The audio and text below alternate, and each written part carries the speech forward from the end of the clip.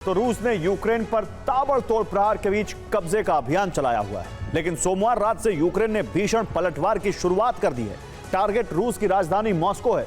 Moscow पर drone हमले का सिलसिला अब तक नहीं रुका है। अगर ऐसे ही हमले होते रहे तो एयर डिफेंस की मिसाइलें खत्म हो सकती हैं। वॉर एक्सपर्ट्स का दावा है कि मॉस्को का हवाई कवच कमजोर करने के बाद बहुत बड़ी तबाही लाई जा सकती है। यूक्रेन के ये हमले नेटो से हथियार सप्लाई होने के बाद शुरू हुए हैं। माना जा रहा है कि रूस पर दबाव बढ़ाने के लिए मॉस्को और क्रीमिया पर हमले की रणनीति बनी है। यूरोप की मदद से रूस में क्या हो सकता है, ये इसका ट्रेलर है।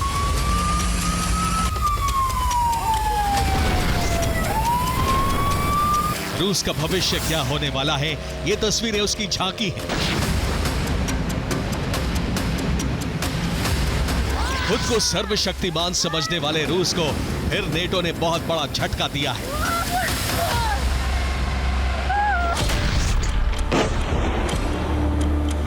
S-400 और तमाम एयर डिफेंस को नाकाम करते हुए यूक्रेन के ड्रोन राजधानी मॉस्को तक पहुंचे और धमाके भी हुए।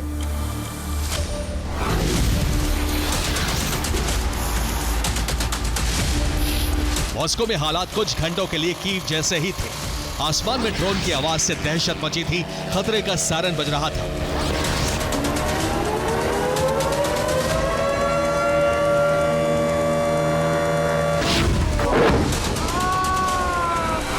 एयर स्पेस लॉक करना पड़ा, एयरपोर्ट से उड़ानें रोकी गई, लोग बेसमेंट में छिपने लगे, विमानों को डायवर्ट कर दिया गया। दहशत के बीच मॉस्को में यह विमान बेहद नीची उड़ान भरता हुआ नजर आया।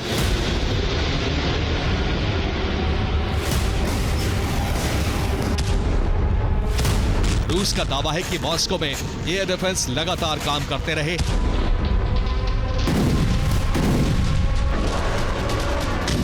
रूसी मीडिया के मुताबिक यूक्रेन के 44 ड्रोन गिरा दिए गए। मार्च के बाद यह दूसरा बड़ा हमला है। मॉस्को से किसी बड़े नुकसान की खबर नहीं है।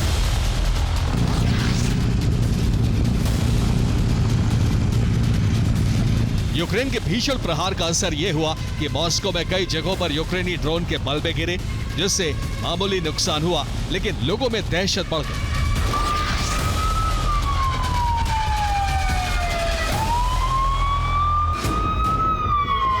रूस के सबसे बड़े एयरपोर्ट को बंद करना पड़ा, 100 उड़ानों को कैंसिल करना पड़ा। 4 घंटे तक एयरपोर्ट को बंद रखा गया। एयरपोर्ट पर यात्रियों की भारी भीड़ जमा हो गई।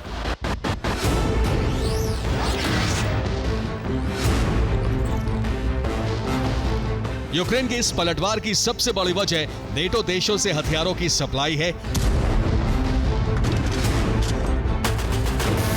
रूस के भीषण प्रहार का सामना कर रहे यूक्रेन ने रूस को उसी के अंदाज में जवाब दिया और कुछ ही घंटों में 100 ड्रोन से हमले किए गए।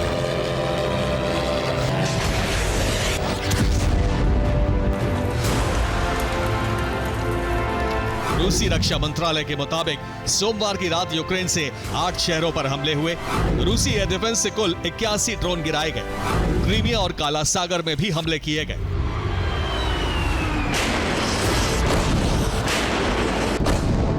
यूक्रेन सिर्फ नेटो के हथियारों का इस्तेमाल नहीं कर रहा, बल्कि इंटेलिजेंस का भी पूरा इस्तेमाल कर रहा है। रूस के कोल्गा में फिर रेल रूट को निशाना बनाया गया है। यूक्रेन ड्रोन से रेल रूट के अलावा गोदामों को निशाना बना रहा है। डोनेट्स्क और लुहांस्क में रूसी हथियार गोदामों को भस्म करने में यूक्रेन को बड़ी कामयाबी मिली है।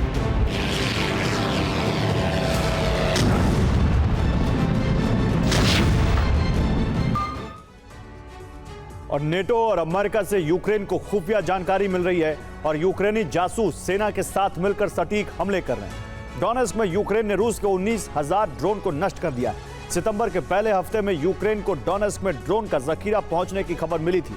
फिर कई दिनों की प्लानिंग के बाद हमला किया गया।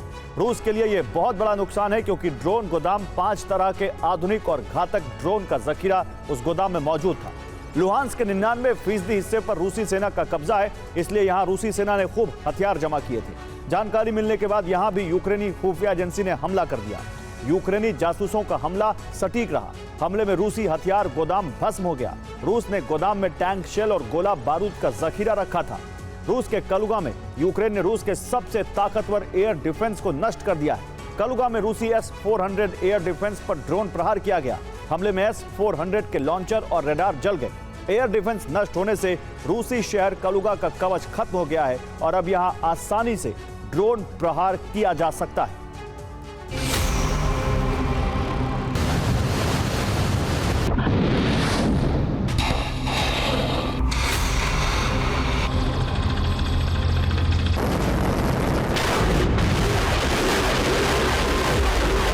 रूस कीव पर लगातार प्रहार कर रहा है तो यूक्रेन ने रूस पर दबाव बनाने के लिए क्रीमिया को टारगेट पर रखा है।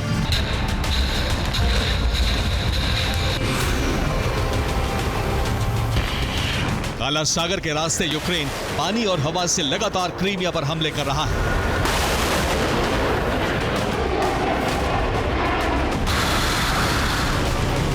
क्रीमिया पर नेपच्यून और फ्लेमिंगो मिसाइल से हमले हो रहे हैं। मरीन ड्रोन का भी इस्तेमाल किया जा रहा है। यूक्रेन क्रीमिया में सैन्य ठिकाने और रडार स्टेशन को निशाना बना रहा है। क्रीमिया में यूक्रेन को सितंबर में कई बार कामयाबी मिली है।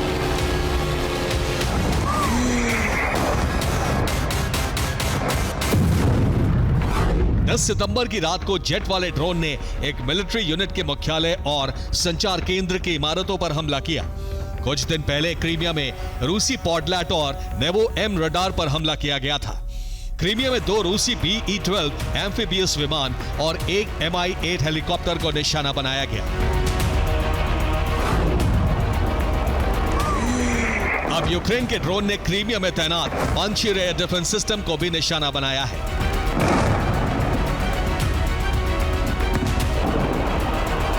क्रीमिया के साकी इलाके में नेपच्यून मिसाइलों ने सेना के बैरक, एक ट्रेनिंग सेंटर और सेना के मेस हॉल को तबाह कर दिया।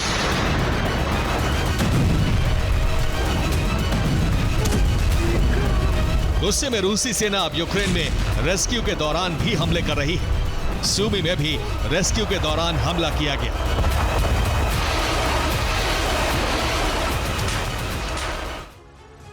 और सूमी में लगातार हमलों के बीच रेस्क्यू टीम के कर्मचारी भी चपेट में आ गए। यहां रेस्क्यू के दौरान हमला हुआ। हमले में पुलिस की गाड़ियां जल गई। लोगों को अस्पताल पहुंचाने आई एम्बुलेंस में भी आग लग गई।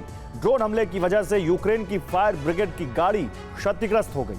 5 पुलिस वाले भी झुलस गए।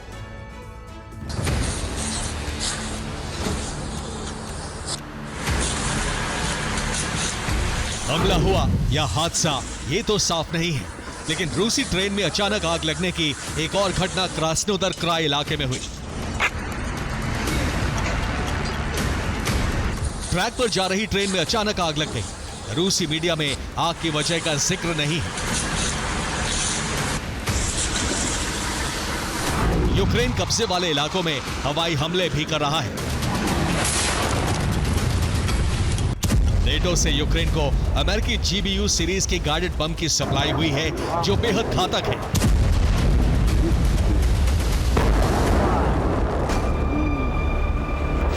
इन हमलों के बीच रूस भी प्रतिशोध ले रहा है। ज़ेपोरिज़िया में भीषण जंग की शुरुआत हो चुकी है।